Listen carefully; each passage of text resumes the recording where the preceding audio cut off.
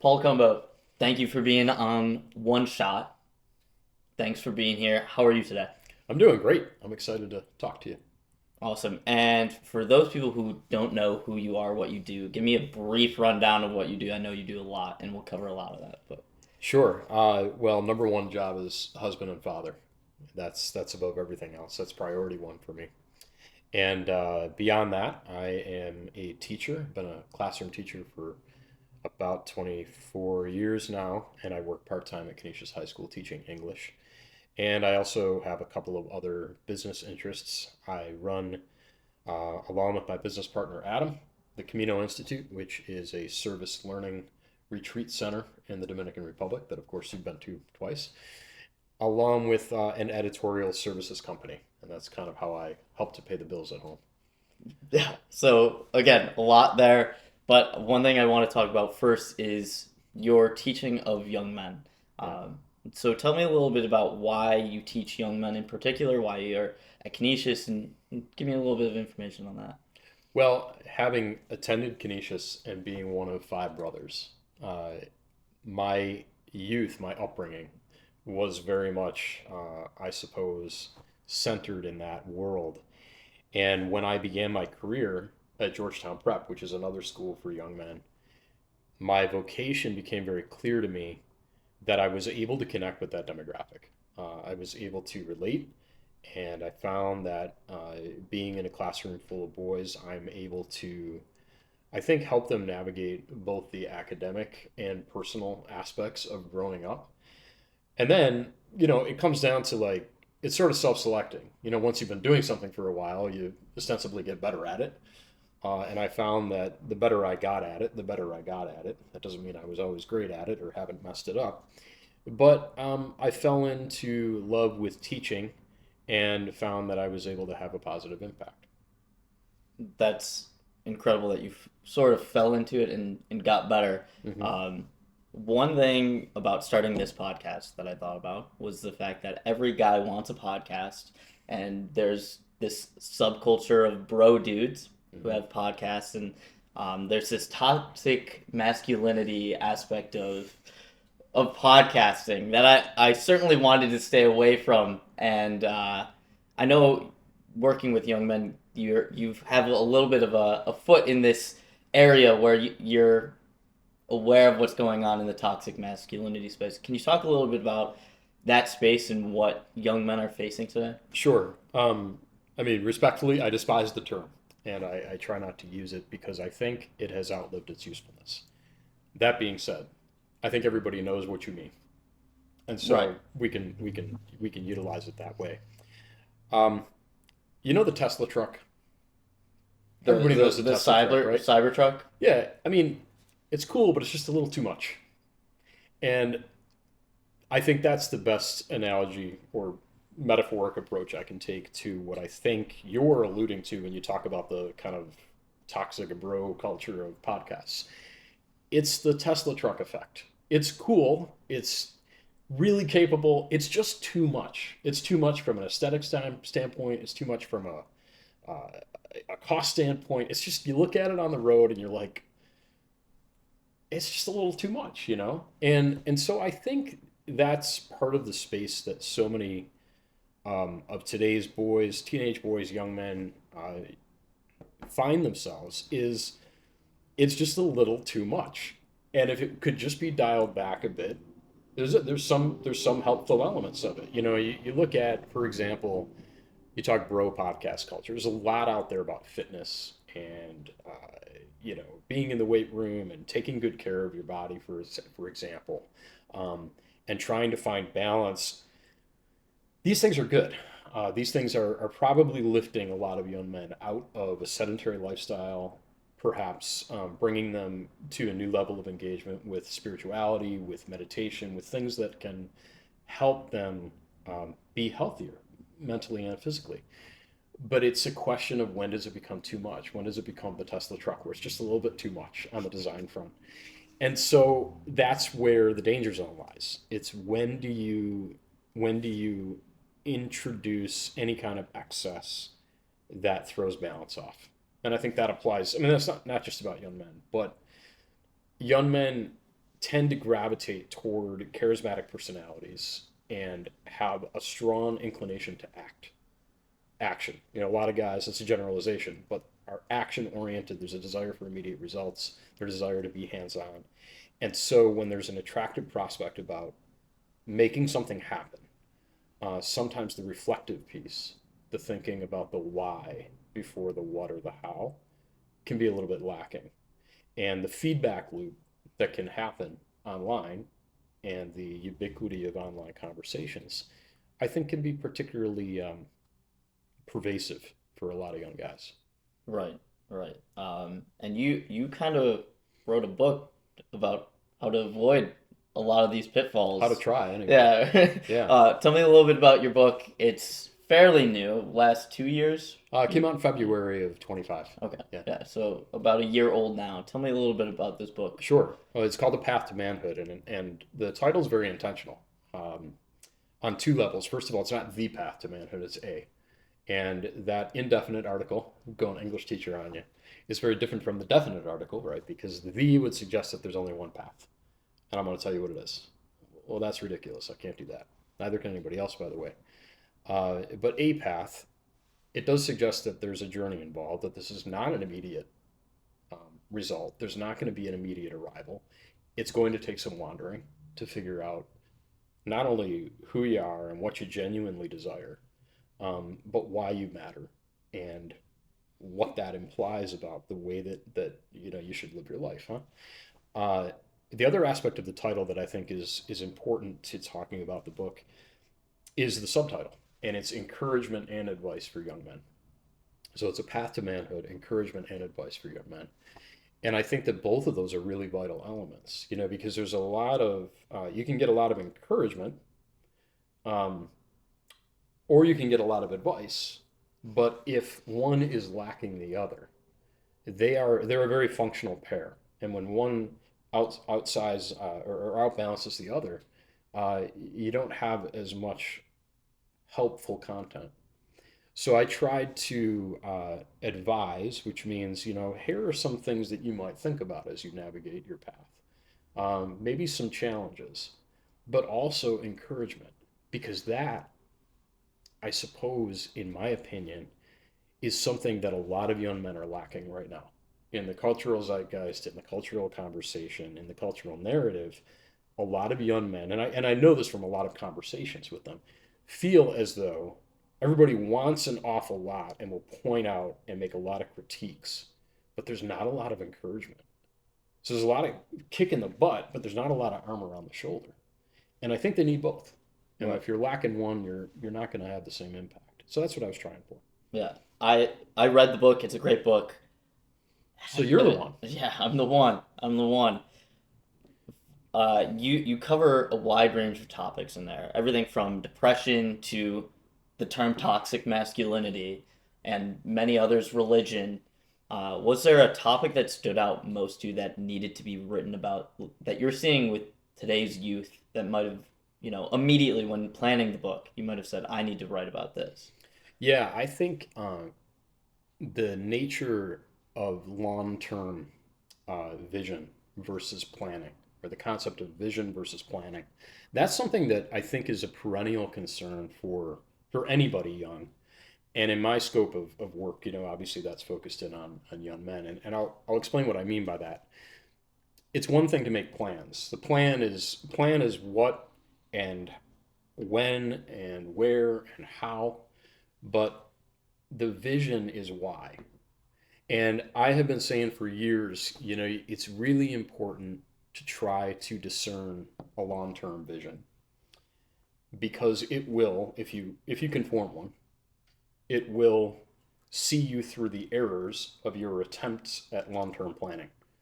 You're old enough to know that, you know, our plans, they have sort of like an expiration date on them in most cases, because factors come in, they affect not only what we thought was going to happen, but also our desires change. And so our plans are only so useful. But if we have a vision that helps to ground or orient all of those plans, I use the term telos in the book, which is the Greek term, you know, like telescope, seeing something Right. far off. If we have a telos, if we have sort of that North Star, pick whatever metaphor you want, then when our plans deviate, we can reorient because we have a general vision. And I think one of the things that's hard for young people, all young people, not just guys, is determining what a vision is and being like owning and being okay with the idea that a vision can actually be very simple. Plans can get complicated, but a vision could be as simple as I want to be a man of integrity. Full stop. Right. Like, why isn't that enough? That's a great vision. And then, the plans, you can make all kinds of plans that could navigate you toward that vision. But I think establishing that vision is something that our education system, for all of its value and all of its merits, and much of our culture puts a lot of focus on planning, college planning, career planning, vocational planning. It's very strategic. It's very, it's very practical. But oftentimes, if you ask the very difficult question to a young person, yeah, but why? What kind of man do you want to be, for example? Whoa, that's something that's like, oh, I haven't actually thought of that. Like, what? You gotta. And do you have any advice for the young men who might be in that situation, aside from reading your book? What should they be doing to maybe determine what that telos is? A lot of it is, I think, paying attention to um, genuine desires. Okay, and discernment is a topic that I go into, and that's a nod to the Ignatian heritage, the spirituality of the Jesuits, which has informed much of my upbringing, and we share that educational background. Attention to genuine desire versus passing cravings and passing desires is so, so important, because the accumulation, when you pay attention to patterns and you look at the accumulation of genuine desires, things that leave us in a state of consolation, things that leave us in a state of feeling whole and purposeful, when you can accumulate those over the years as you grow up, you start to get an amalgamation of a vision. And you say, hey, you know what? These types of experiences, these types of decisions, these are what I want to orient my life toward. And own that. If it feels true, if it's true, you own it. Don't be afraid of it. And then build plans toward that. You've oriented yourself to service in many ways throughout your life, whether it's as a father, teacher, but you also run a for profit for good called the Camino Institute. What initially got you started in doing service work down in the Dominican? And tell me a little bit about the journey of starting the Camino Institute and that. Sure. Well, the Camino Institute, which I run with my business partner Adam. Again, it's a company that operates out of a retreat center. We have about a 2-acre campus in the Dominican Republic. Um, you've been there a couple times. You know this. It started, I would say, I think with my Jesuit education, if I'm going to go really far back. But on a practical level, it started at age 20. I had the opportunity to go to India with my brother. He's a physician. He was doing some work and some research there, and it was a tough time in my life. It was a time when I really did not have a whole lot of clarity around vision or plans, frankly. And I dedicate the book to my brother Tom, and I wrote in the dedication, this is for my brother Tom, who brought me to the top of the world so I could climb out of the darkness. And that's really what that journey did for me. I spent, I don't know, about a month or so in India and Nepal in the Himalayas, and I saw the beauty of the world on a new level at that age, but I also saw the suffering of the world on a new level at that age. It was my first time in a developing economy. You're not supposed to use the word poor these days. It's just not politically correct, but that is poor, right? It was the first time, it was the first exposure I had to that gut-wrenching level of material poverty that characterizes so much of the developing world, and still does. It changed my heart. It changed my mind about a lot of things. And when I started my career teaching at Georgetown Prep, they had an existing program called Somos Amigos, which means we are friends, and that was located in the Dominican Republic. And the outgoing director, who was getting married, saw me coming in and said, "Here's a young, adventurous, single guy who likes to travel. Why don't you direct this thing?" And I was like, "Okay."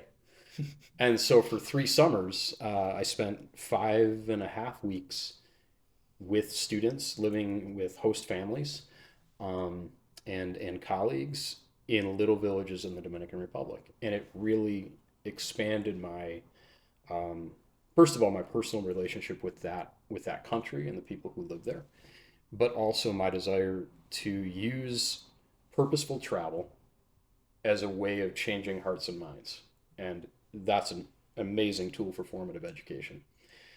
Transplanted that program on some level to Canisius High School in a program called Companions, Compañeros.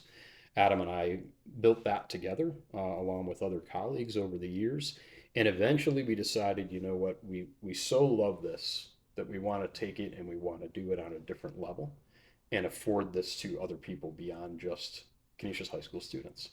And so was born the Camino Institute, and now we're in year 8, and we've got a full slate of service experiences for various types of groups going on, about 5 per year. So it's really picked up steam. That's awesome. And having been, I know the impact that you're having over there, and it's incredible to see. Where do you see Camino in a few years? I don't know. Uh, on one hand, I could see it growing to a point where it is a destination for half a dozen to a dozen schools and universities. I could see it expanding into offering different types of experiences like corporate retreats and whatnot. Um, I could see it getting into partnership with the university, for example. There's a lot of different avenues that it could take. And right now, we're trying to just take it little by little, one step at a time, and continue building a beautiful campus, but always keeping relationships with people at the core. And that's what has been sustainable about it. We've tried to build a sustainable business that's it's a microeconomic driver. It makes a big difference on a small level, and that does a lot of good. That's awesome. How do you work on building those long-term relationships? So you've known some people in the Dominican for many years now. How do you maintain those and help serve them? It comes down to communication and having shared vision. Really, we've got a small number of people. I would say about 10 to 12 people with whom we contract. We employ them, as contractors, whether that involves serving as foreman in the charitable projects where we build homes and things like that for people, or coordinating logistics in advance of our visit, or cooking meals for our groups, or guiding us in various activities that we do. It just comes down to communication and having a shared vision about why we're doing what we're doing, and being willing to go slow and steady and build something over time, because it certainly has taken time. And these service retreats, they're not just service retreats, and I know this firsthand that there's a lot of introspective talk Hmm. and group conversations, and there's changes that people take into their own lives after attending these things. Do you want to tell me a story, maybe without naming a name, of somebody who's been positively impacted by one of your trips? Yeah, I really like to respect people's privacy, so I'm going to put this through a thick layer of opaque, semi-opaque glass. But we had we had a young man who traveled with us a couple of years ago, who arrived um, dealing with some big challenges in his personal life, specifically in his family life.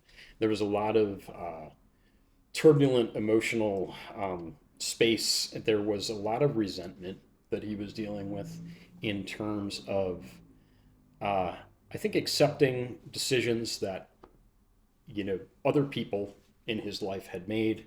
Um, and what he told me was that the ability to separate physically, to move, literally to travel with purpose, as we say, someplace else outside of the typical routines of his day to day, afforded him clarity. It afforded him mental and emotional and spiritual clarity to keep things in perspective and to see that the problem was a separate thing from the person or people who were involved with it.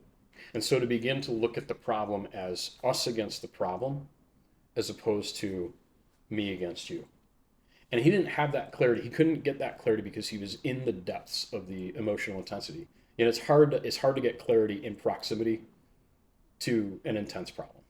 Right. And so it was, I guess it's a good textbook case that, plays out our theory or our philosophy that when you travel with purpose, so you're not just going on vacation, but you say, you know what, I'm traveling because I want to achieve some clarity that can come from distance, that can come from a break in my routine, that can come from getting outside my comfort zone.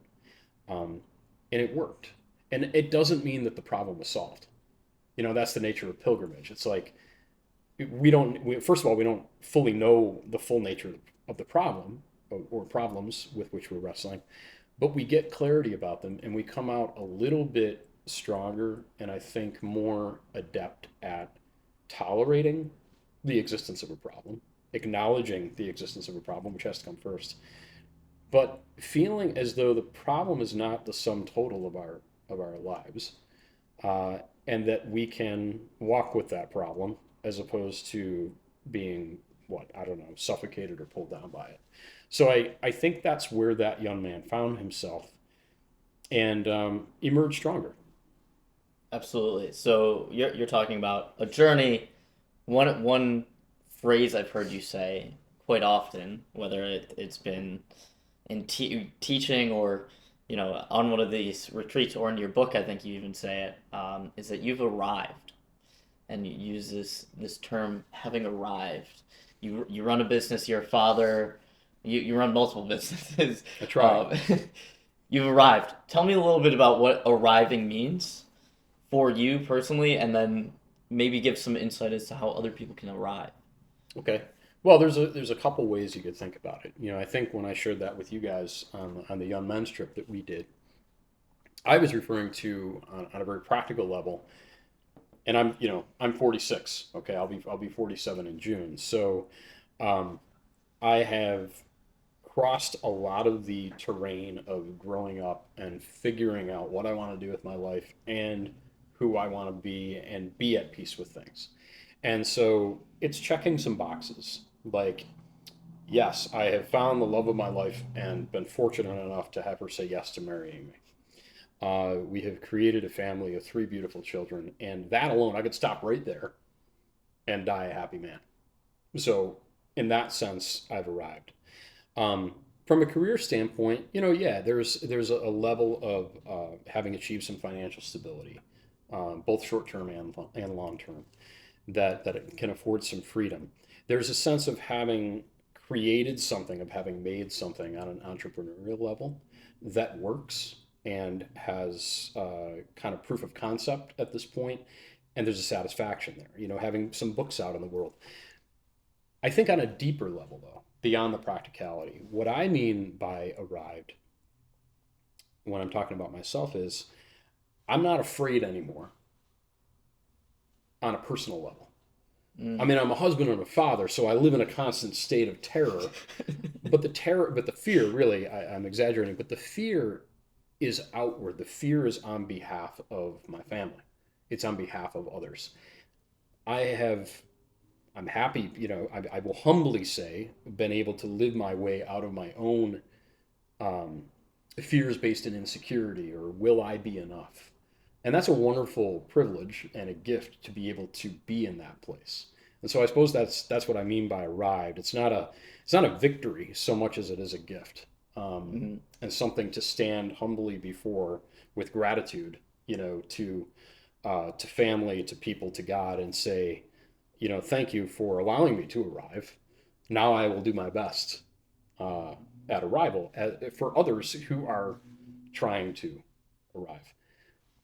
I should wrap this up, though, by saying that it's a little paradoxical because one of the aspects of arrival is recognizing that doesn't equate to stopping. and that the journey is ongoing. And you don't know what's around the bend, even if you have arrived. I didn't expect to get a cancer diagnosis. I don't feel or look like a guy with cancer. And knock on wood and si Dios quiere, that means if God wills it, I'm now a guy who has had curative treatment Right. for a diagnosis of cancer. But that is a perfect example of something that can land, relatively later in life, at least relative to where you're sitting. And, you can say, well, I've arrived. Part of what I think the gift of having arrived gave me is the ability to acknowledge and accept that reality rather than simply resent it or fight it. There's a little fight involved too, for sure, but there's a peacefulness to it. And do you think arriving is a goal everybody should have? It almost sounds like you equate part of it to luck. Is arriving something that everybody can achieve? Is it something everybody should strive for? And everybody, I know you're an English teacher, that every all, those are definitive um, things, but do you think most people should be striving for arrival? Yes, I do, because what's the alternative? That's a good question. You know, but it's going to look different. It's going to feel different for everybody. And again, that harkens back to my understanding of life, which is that it is very much a path. And I know that's a cliche, but some things are cliche because they're so darn true. Um, and so to arrive is not to be static, but I think it's to arrive at a place where we can acknowledge who we are, honestly, where we have discerned our genuine desires, and therefore be able to live in such a manner that we are free to be the fullest, most authentic version of ourselves in love of self, others, and God. That's my way of looking at it. So yeah, I think that's a pretty I think it's a pretty good thing to aim for. Do you think there are people who struggle with that because of what they're aiming at? Does it come back to the telos? Is that Sure, I the think everybody struggles with it. I mean, I don't cool? think you can do it without struggling. I think struggle is intrinsic in any meaningful journey. And yeah, I think it's going to be something that's going to be very, very difficult. And a lot of people suffer. They suffer for all kinds of reasons. We all suffer for various reasons. But I think sometimes people suffer more than they need to because they're resistant to things that on the surface they don't necessarily like or think are bad.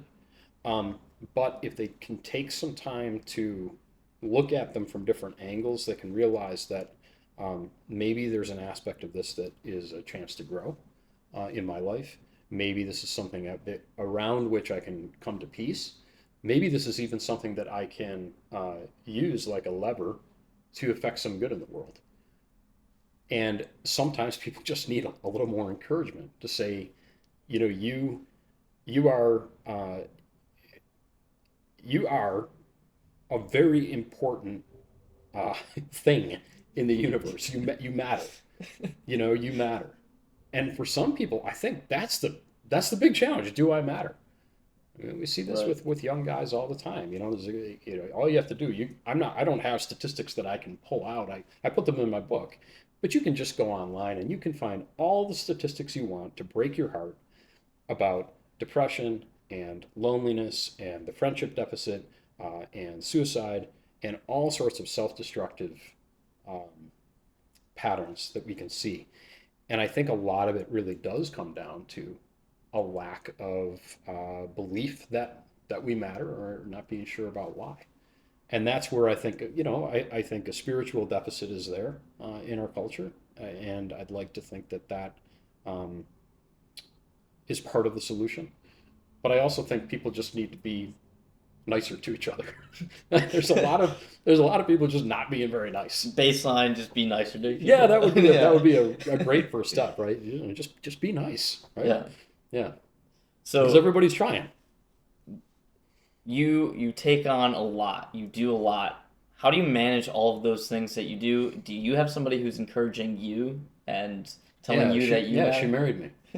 She married me, and yeah, I mean, my wife Megan is, she's a week older than I am, but she's a lot wiser than I am, and that's not just an empty, you know, cute phrase. It's something to be able to look across the room and see a person who has decided, first of all, to risk everything, to engage everything, to invest everything in me, and vice versa. Um, it's affirming simply to have made that level of commitment to somebody mutually. And it's also really invigorating and it's exciting. So, yeah, I get a lot of encouragement. I also get encouragement, from a lot of people whom, I take a risk engaging with. I will put myself in a position to have very transparent and honest and vulnerable conversations with people. And man, do people crave that? They really do. And it's one of the things I can do reasonably well most of the time. And it comes with some rewards because there is a mutual, I think, closeness and emotional connection that is there, and that helps to affirm, what I'm trying to do when I'm aiming to help. But it also just reminds me of common humanity, and I find that encouraging. So yeah, how do I? You asked how do I manage things? Um, well enough, not perfectly, and there will be times when things don't seem like they're working out that well. Uh, but I try to maintain a sense of humor, which is hard not to do when you have three kids. Um, you have to maintain a sense of humor or you won't survive. And I really do, again, to fall back on a cliche, just try to take things one day at a time. Because what's the alternative? So I do want to jump back to something that you said, which is some of the self deprecating tendencies that many people have, and suicide and all that. As you know, I've been affected personally. I know you've known Hmm. students, and we've lost many people in the community to suicide. Do you think there's a male loneliness epidemic? I'll say flat out, I think we just have a loneliness epidemic, and Yeah, we're fighting it the wrong way. So I'd love your thoughts on the loneliness epidemic that I see in the world. sure. And I will briefly say why I think it's exacerbated for males in particular, and that is because culturally we have been very successful at creating a disinclination among men to engage in emotional intimacy, to engage in vulnerability, because it is antithetical to what we ask young men to aspire to, which is strength. Uh, it's perceived as antithetical to that if it's described wrong, if it's enculturated wrong. If young men only get the Tesla truck version uh, of a balanced way of being. And so I think that's part of what drives the loneliness epidemic because the numbers are very different. The suicide numbers are very different for men and Right. women. The loneliness, the self-professed number of friendships, for example. There's a lot of recent press on this. It is apples and oranges. Like Mm-hmm. guys are in much worse shape in a lot of these social aspects. That being said, just because something's worse for one demographic doesn't mean it doesn't matter for the other. Two things can be true at the same time. And so the loneliness epidemic in general, sure. Does it affect young people in general? Does it affect old people in general? Sure, it does.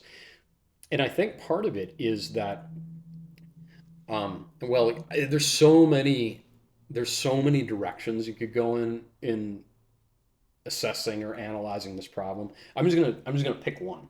I'm gonna say Okay. one thing that I think is an issue. We collectively, our technologies, our social media, we have created an environment where, along with all the challenges of growing up, kids also need to manage a brand. Mm. Brand management is now also an aspect of just being in the world, maintaining an image. And so what happens is that we get this compounding effect of curation and confirmation bias. We have a curated landscape digitally that does not reflect the reality of the messiness of the interior life. And so when you have a person, a young man, a young woman, you have particularly, I think, teenagers who are, intrinsically insecure to begin with about all kinds of things because they're still figuring out who they are. And you have a constant comparison machine about this is where things should be. This is where I should be. That is a mechanism for incredible stress, and not the healthy kind, comparative stress. And I think that's part of what drives the loneliness epidemic, is because instead of feeling more in touch with the other people with whom we get to inhabit this planet, there is a sense that we are compartmentalized brands in competition with one another. And it might not feel that acute, for a young teenager who's just dabbling in Instagram or whatever, right?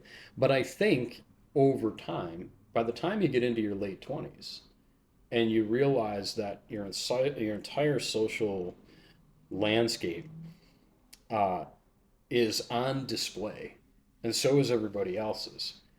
There's not a lot of wiggle room for error there. Right. And then when the screen is off and the lights are off and it's quiet and you're alone, I think there's a recipe there for not being enough. Is that an encapsulation of the entire problem? No, but like I said, I'm picking one of what I think is probably a multitude of factors. Right. Right. And as someone who's in the social media space and video space, I've thought a lot about this even in high school. Of one thing that I think I lucked out on is the fact that I built brands outside of myself on social media. And because I did that, it wasn't me. So it was a helpful shift that I didn't realize I had, but I wasn't posting regular stuff for me until later when I started posting some stuff, and it was still mixed in with, I had a page with 70,000 followers that my face was never on. And it was much better that way. So I learned how to build these brands on social, but I was also treating it like a tool that it is, as opposed to a piece where, let me, share my life with all my friends and prove that I'm cool. Most people didn't know I had this page, and I think that allowed me to be in a better space. But I can see, especially today now, TikTok took off in 2020, post-COVID. I was done with most of my schooling at that point. Have you noticed that some of these social media sites have gotten maybe a little bit worse in speeding up this loneliness epidemic, if you will? Well, probably only just because they're so pervasive now. The ubiquity of it is everywhere, and they're also, and of course, anybody who's watching, listening to this already know. Everybody knows by now. They're just so incredibly addictive. Right. We are in a constant state of, we're all like dopamine junkies. Even if we're relatively balanced people, the way just the functionality of the arousal response, and I don't mean that in a sexual way, although that's another whole area. Right. But the arousal addiction of stimulation, of always needing to be stimulated by new and novel content, that has a really, really powerful grip, I think, on everybody. I mean, you can find people in their 70s who cannot resist Facebook. And you'll find teenagers who just, they'll be sitting in class and in spite of themselves, they'll be scrolling through TikTok mindlessly, not even knowing what's going on. So the ubiquity is one thing, and the efficacy, the effectiveness of, and I'm not an expert in social media dynamics and coding. So when I say the algorithm, like everybody knows, I don't even know I could not explain an algorithm to you mathematically. All right, even though everyone on the street will be, the algorithm's following, dude. But however it works so well. It works so well that it's very, very difficult to resist, and it has made a massive. I can say this from being a classroom teacher, since before the internet really, really got into people's pockets. Um, we are at a massive societal attention deficit pretty much all the time, unless we're very intentional about not. And maybe there's a value in that battle of learning to be disciplined to not. But man, what a fragmented way to be. I've said this before on other podcasts and to other people. You're comparing generations. Like, is it harder to grow up in 2026 than it was in other generations? It's like, well, I don't know, man. I mean, you had World War II and Normandy and Vietnam, and I'm not so sure that it's harder now, but it is much more complex. It's much more Mm. complicated because there's so many inputs. And I'll quote something that Adam, my business partner, said. Kids have always had to separate the signal from the noise. They always have. But now I will add to it that there's so much more signal than there ever was, and there's so much more noise. And don't get me wrong, a lot of the signal is awesome, but there's still just an overwhelming amount of it. So Right. it's a question of quantity as well as quality. What's constantly competing for our attention, and so we're fragmented, and I think that contributes to the loneliness piece too, because we're trying to be attentive to so many different things at once. And Right. it's hard. So, last two questions. I think now is a great time to ask you, now that we talked about how bad social media can be, how can people get connected with you? This is a trick question. Uh, the locus of all that I do, I suppose, is on my own website, paulcumbo.com, and that links out to uh, Instagram and Substack. I do a lot of writing on Substack, but yeah, paulcumbo.com. Perfect. And last question that I ask every guest, we have one shot at this life. If you could be given one piece of advice coming into this life for yourself, what would that piece of advice be? Be patient. I like it. Yeah, I figured it would be a two-worder or three-worder from you. So Be patient. beautiful. Well, thanks for being on. I appreciate it. Appreciate it. Thank you. That is fantastic.